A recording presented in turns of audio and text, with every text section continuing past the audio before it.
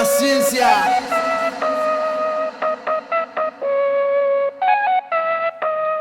Welcome back to the Kickback DMV. I am Diamond B. Frazier, and I got with me BlaqueStone. It has been exactly 3 years today. I don't know if like voodoo, alignment, spirituality, like it's something. I'm like, it was meant to happen. So I'm happy to have him here. The minute they walked in, I was like holding my tongue. So I'm like, look, I got questions for days. So let's just start off. I know y'all individual minds. Here we go. So, take your time, take your turns. And I want to know what's up. So we're going to start off with the first question. As a spouse, if you were offered a role in a movie where you are required to be intimate, like kissing and touching with somebody else, should you respectfully decline?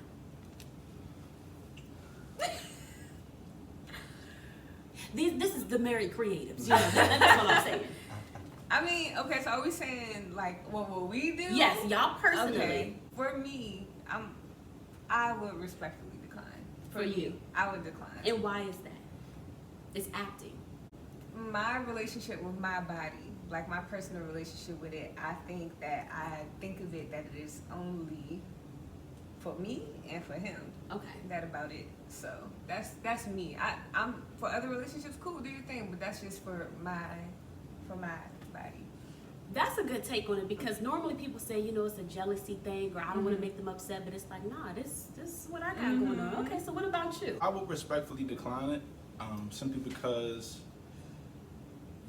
similar to what Wifey was saying, but on another end, it's like, I feel like there's more stories to tell than me outside of that. Sometimes I feel like in my opinion, a lot of movies get watered down with like overly like sexualized, having a sex scene every 10, 15 minutes. Okay. So it's like, I don't know, I just feel like if I want to pursue that path, I just want to stick to a broader story being told. So if y'all actually went with it, how would you feel? Like if he was like, kind of trying to convince you, sell you on it. Like it's not that bad. Like we're just holding hands. Like we hug. Like I just kiss on the cheek. How would you feel personally? New me. Ooh, do you? New to prove. Okay. I'm working on it. It's not perfect. Okay. I can't control that. That's out of my control. Okay. I'm here for the experience of it, and if that is something that he feels like is very important to him, even if I don't understand it, that's his experience. You feel me? Like, so no cold shoulder when he, finish edited and get home. I'm gonna need 20 minutes to myself. Okay. Give me 20 minutes. I'm a human. Yeah. I need 20 minutes to myself, but after that 20, then I'm with you. Like, I'm supporting. It's hard. Yeah. Okay. What about you? I mean, at the end of the day, it is a movie. Okay. So it ain't real. I mean, it happened, but it's a movie. Like it's like towards a cause. Like you're trying to convey something and really capture an essence. So no, I'm not really. Okay, y'all on the same page. I like this. I'm Married not for a really reason. tripping on that, He ain't worried about it. Dave Chappelle made an excellent point, and this is whether y'all agree or disagree. In his comedy special on Netflix, The Closer, people are more concerned about the baby's homophobic, in quotes, homophobic comments than his involvement in the deadly encounters. Do you agree with that or you disagree with that? I think I agree with. I'll just say that. Okay. Yeah. And why? So what about it do you agree with? Like people are focused too much on homophobia, or just the LBGT community might be hypersensitive, or we're not focusing on certain things, or... I would more so speak to the fact that I didn't even really know about that murder until you said it. Like, it's not highlighted. Yeah, It's not even exposed that's even... Yeah, so it's like that to me. That's what I'm also referring to. Like I agree with the point he's making, simply because had he not mentioned that, I would have never known that. But I didn't even watch the clip of what he said. You know what I mean? But it was everywhere. I couldn't help but hear about it. Let's just supposedly say that it was hate speech. Okay. And he did kill somebody. Do you both believe a sin is a sin, or some things are actually better than others?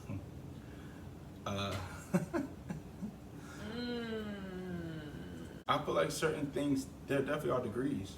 Okay. Right? So,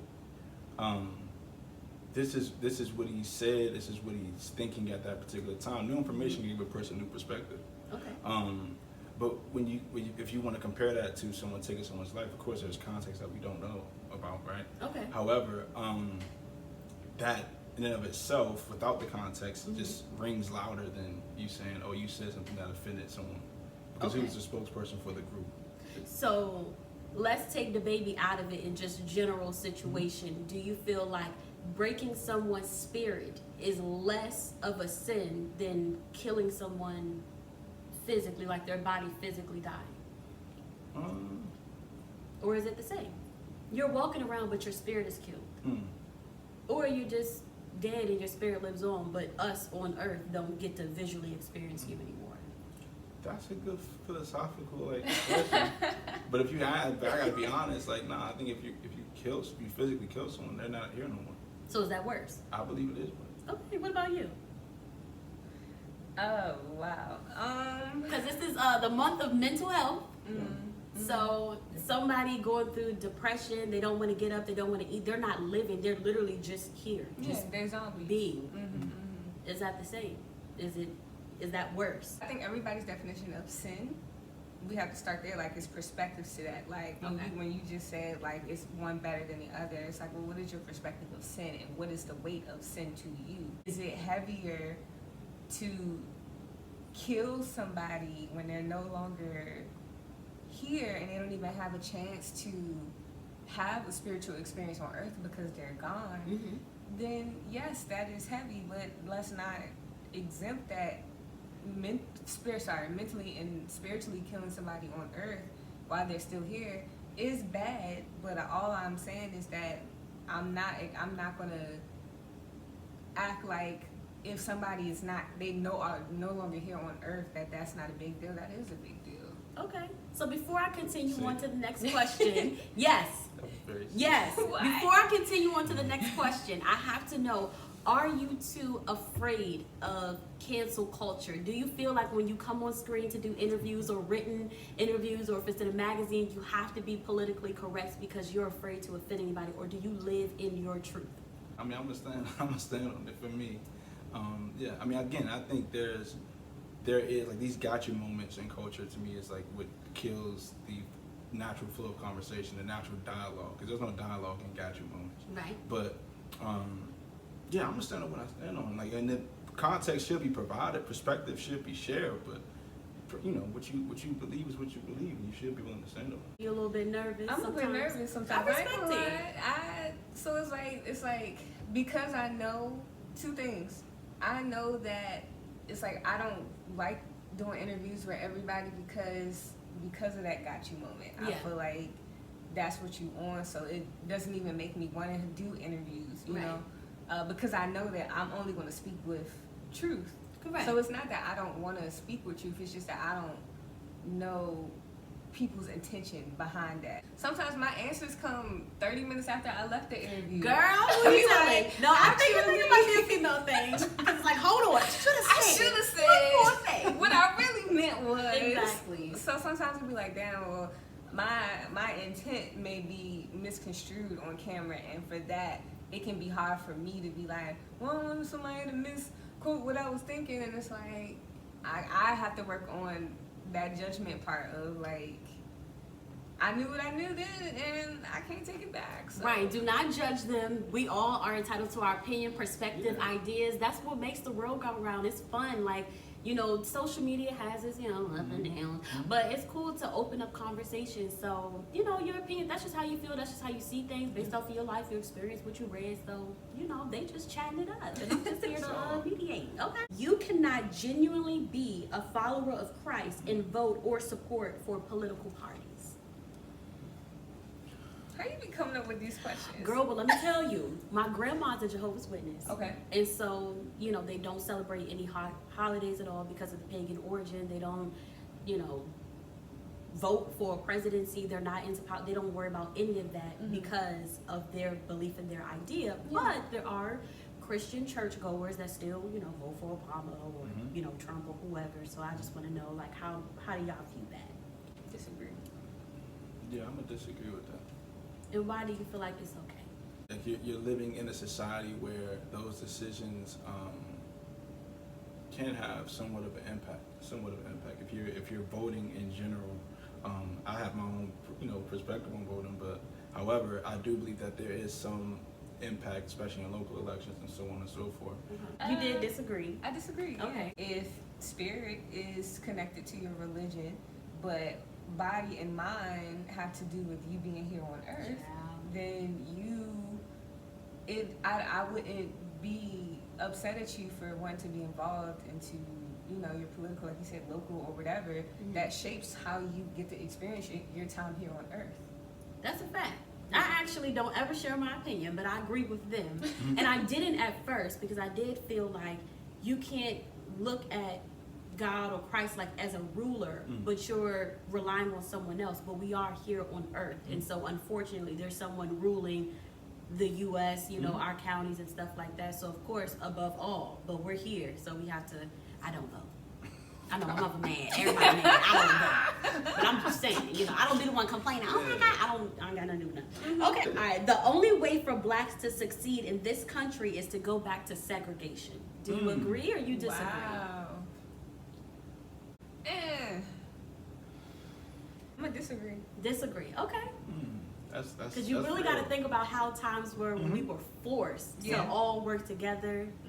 Black Wall Street, our businesses, our schools, our everything. But now it's like, everything's integrated and, we're kind of like divide and conquer. And there's like the wealthy blacks and the poor blacks and, the people that have the, the Oprahs of the world who are friends with these white higher ups and might look at me like, girl, wow. I'm going to disagree. Okay. I do think that mentality can exist in an integrated, clearly. I mean, we do have societies and people that are like, yeah, I'm only shopping with black, or I'm majority gonna, build up my community. There is a way for us to still pull our resources together within the society that we live in, although it be integrated with so many different ideals and principles and beliefs.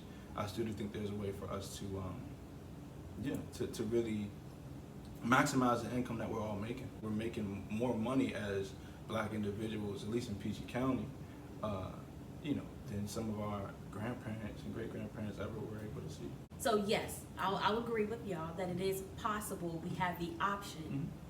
Now, do we all do that, or are there a bunch of like little subdivisions that think support black business, buy black, and hiring black employees? But if we were forced into that, you didn't have an option, and we had to find ways to operate, do you think that would be better, or do you still hold the same idea that no, we're fine without it as is? How we maneuver now is, are we maneuvering that way just with segregation, like in 2021? So yes, because we would start with the same mentality, but do you think that because we don't have any other option, how they're like, think about it this way, like you get forced on a basketball team with people who you think are losers, but it's like, bro, like I mean at this point we're already on the team, and you come in, you ain't doing so well, then y'all find ways to mesh and fix and end up succeeding. So that's pretty much how it would be the same way. I mean, I'm gonna stand on that side only because I feel like, look at all this. All the money we're making right now, even though we're living in an integrated society, to me there's no excuse why we aren't moving the way that we were moving. Okay. I did want to comment one thing. Sure. When you said nowadays, like if we like high rich blacks against like low income, and it's like I feel like that was there back then as well. It's just that's not what we saw. Like maybe that's not what we were taught or what we see in movies. But it's like let's not act like we didn't have humanitarian issues within the black community as well. Right. If we were forced to do it, would the black dollar go up? Yes, but like Marcus said, like what about the mentality of it? Let's use our resources so that we all can have great businesses and not mediocre businesses. Like if we're gonna be a business, let's be a business, be a black great business, and not just because I'm black, come to me. Oh yeah, because sometimes that customer service don't be on point. We were having this conversation months ago just about like the passion. Some of us are really approach things with just a hustle mentality, and that affects the quality of work.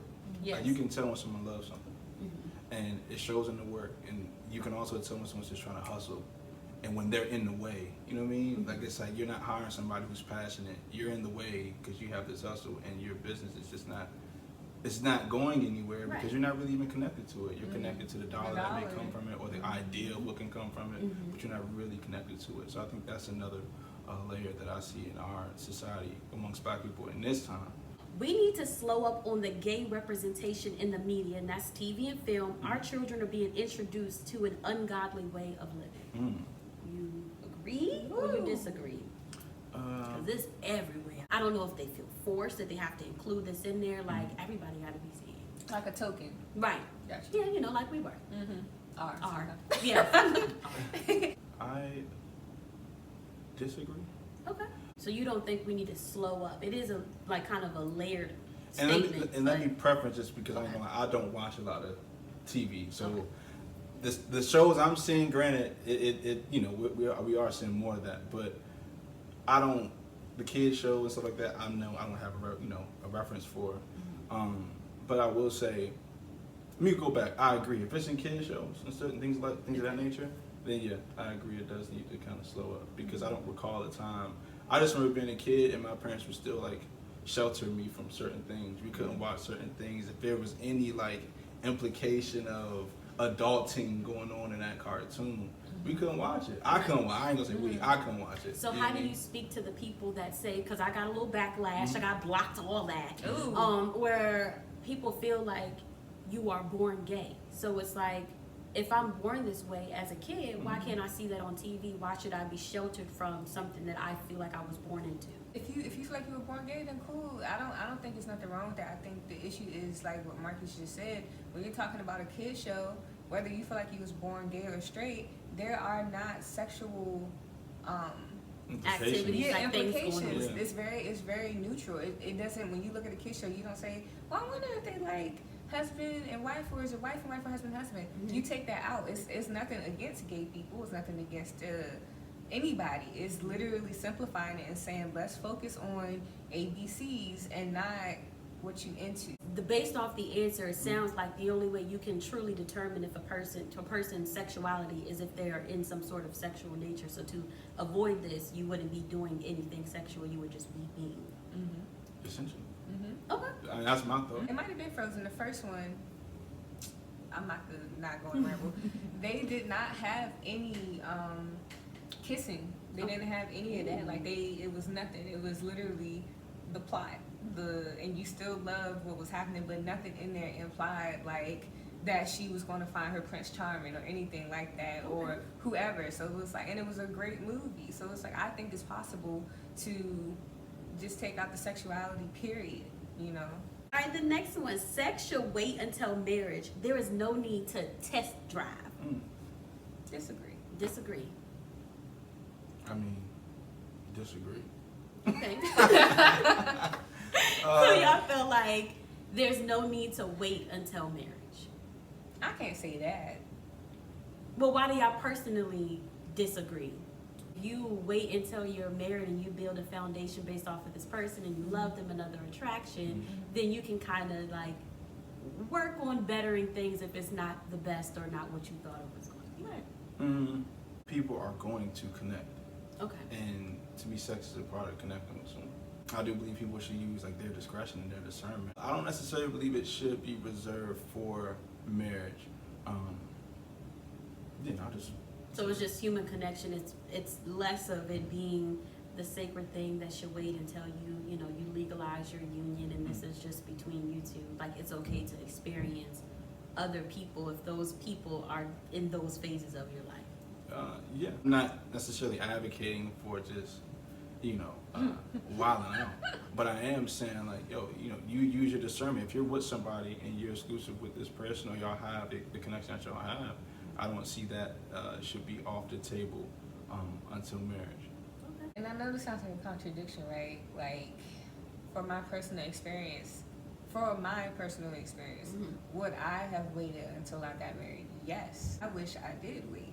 I also feel like there are times, like you said, it doesn't mean wild out and every person you see like smash, but it does mean that you may not even get married, right? Some people may not ever get married, or you may have multiple human experiences and relationships in your life that are still meaningful. You could be with somebody for 2 years and 3 years here or 6 months here. Who is somebody to say that during that time y'all don't want to experience each other during that way? So, you know. There's people waiting 3 months. 3 years. I'm sorry. Right. I know, I was saying years. All right, physical discipline to your children should be illegal. There are many other ways to discipline your child. I disagree. Oh, y'all cracking out the whip, Nah, belt, the hand. It's just one of those things where I don't know. I'm not saying that's how I grew up, but I mean that is how I grew up. So it's like I'm not saying just because I grew up that way that should be the way. I just don't. Nah. Do you feel like you would be how you are today if you didn't get whipped in some form? In certain ways, yes, and in certain ways, no. I feel like our parents have that right. You know what I mean? Like to discipline us, not in a very abusive way, but Right. just to reprimand your child. Like, nah, if you have to get them right, you got to get them right. Okay. Because especially when we go out into the world and we're dealing with people, Yeah. if they get you right, you know what I mean, it might hit different. It might hit very different. I got whippings growing up, Yeah. and I ain't gonna lie, like I think I earned those. Let's just put it like that. And there's some I didn't get that maybe I should have gotten. Okay. You understand? So it's like, by the end of the day, that's just the checks and balances. I think of raising someone and being raised. It's like, nah, you gotta know. Nah, you took it too far right here. So I disagree, right? We talking about something that's illegal. We talking about people's rights and Right. applying something to everybody's situation where everybody's parental and child relationship is completely different. Mhm. I cannot say that something should be illegal or illegal because we talking about millions and billions of people, and that I ain't God. I ain't president. I ain't none of that. So I ain't got no rules on that. But I do think there are better ways to do it.